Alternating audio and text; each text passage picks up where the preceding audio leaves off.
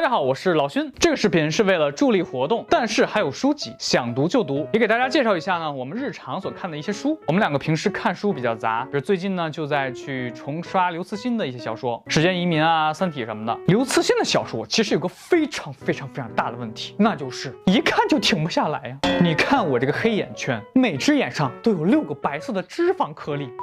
然后说说我们两个最喜欢的书，有一本呢是比姐强烈推荐的，据说是她少女时期的梦，我表示很质疑，就是这本《飘》。这本书最震撼我的呢，不是爱情，也不是最经典的那句明天又是新的一天。我个人最喜欢的一段呢，其实是男主白瑞德从军的段落。大背景是美国南北战争时期，一群主角都是南方人。白瑞德对这场战争看得很清楚，南方除了棉花和骄傲一无所有，怎么可能会赢呢？于是呢，他就没有参军，反而跑去大发战争财，被很多所谓的正派的上流社会人士所鄙视。但是呢，在南方节节败退的时候，所有人都知道顶不住的时候，他又毅然决然的去从军了。这本是英文版的，奈何英语太差，我就给大家读一段中文版的吧。书里他是这么对女主说的：我不想请求你的理解或原谅，你能否理解、原谅，我都看得一文不值，因为我永远不会理解，也不会原谅自己干的这种蠢事。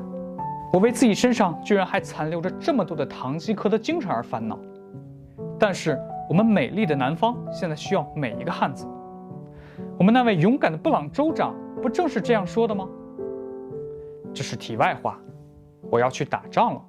这部分比较震撼我的呢，就是那个堂吉诃德精神，明知不可为，但必须为，有点像崖山海战，南宋丞相陆秀夫带着小皇帝赵昺跳海殉国，传说有10万人跟着跳下去。但是呢，两者又不太一样。白瑞德的出场呢，其实是一个比较叛逆的人物，他不是陆秀夫所谓的那种忠臣，也不相信南方人的那套口号。这种情况下呢，他转头为南方而战，就更加难能可贵，更加的理想主义者。这种人物的层次感一下就出来了。可能直男就是容易被这种英雄主义所感动吧。最后呢，我们想邀请大家参与这项全民读书活动，但是还有书籍，想读就读，一起参与到读书中来。12月11日19点，B 站还将独家上线读书类纪录片，但是还有书籍，感兴趣的同学们一定不要错过。